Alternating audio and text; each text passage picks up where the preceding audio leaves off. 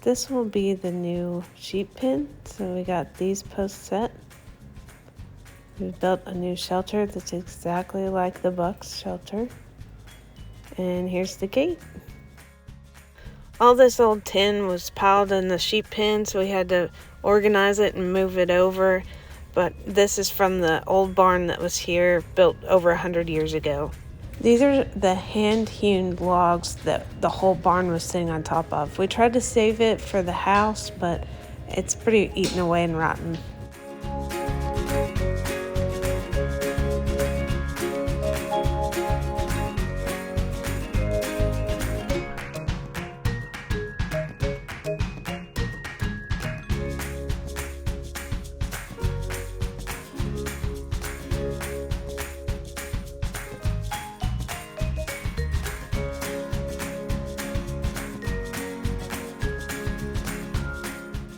This is a stretcher made just for this kind of fence.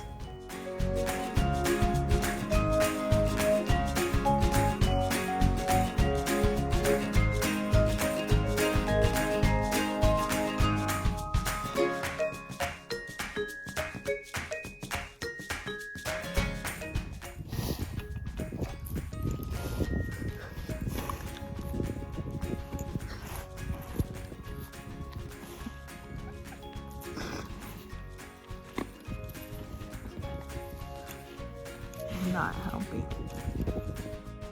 The ducks just flew in, so I thought I'd show you that. They usually fly in from our neighbor's stock tank up here, so they live close in the area.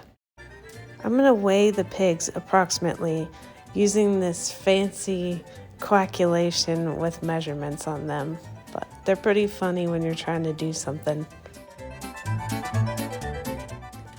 I need the length from tail to ears, and I did the nose here because I had forgotten, but I had to go remeasure them. Then I need the measurement around their chest right behind their front legs.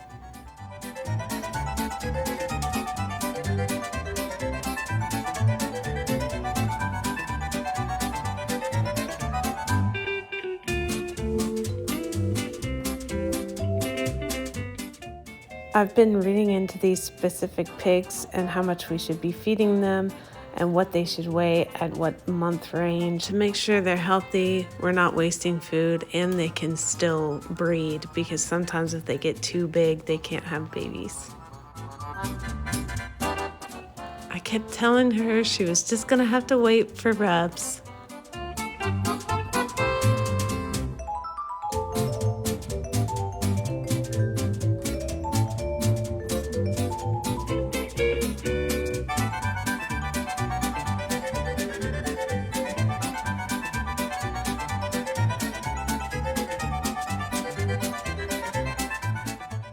I finished my measurements and yelled them to the camera, and now she gets her tummy rubs.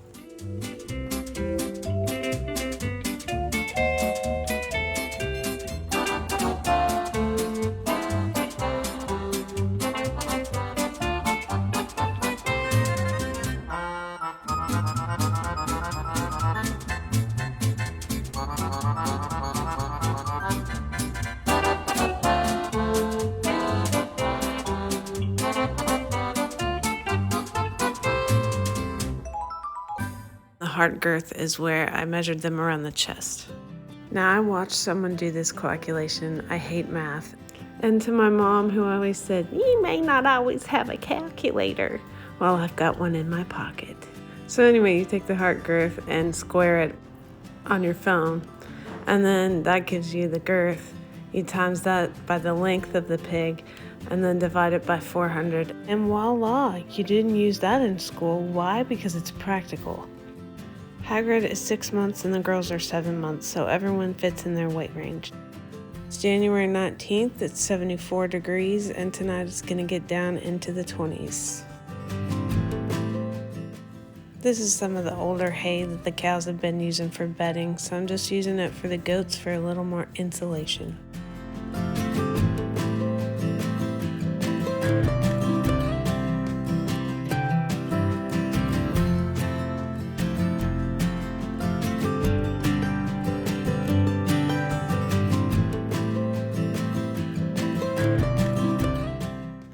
boys got plenty of hay too.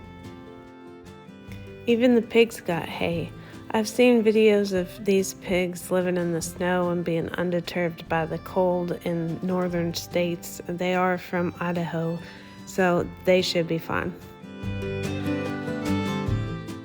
Today we're getting dirt to fill in all these stupid potholes.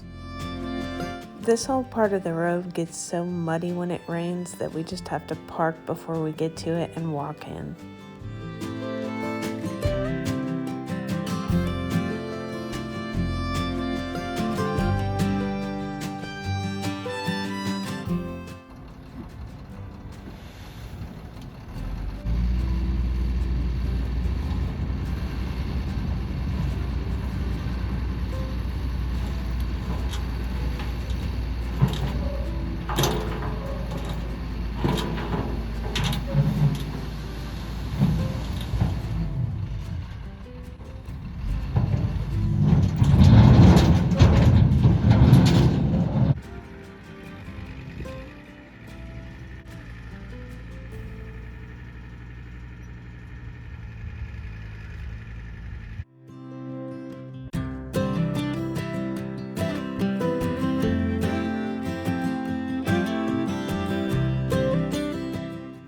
Along with recording, I was also giving extremely professional and precise hand signals.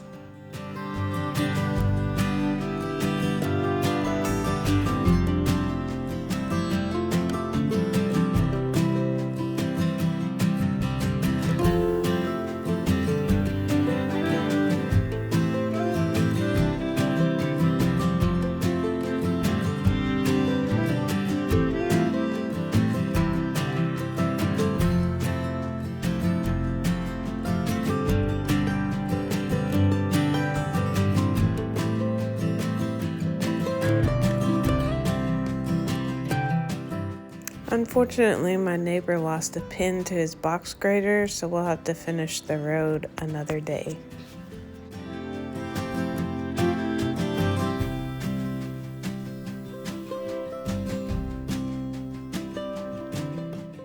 We got crushed concrete to go over the top of the clay.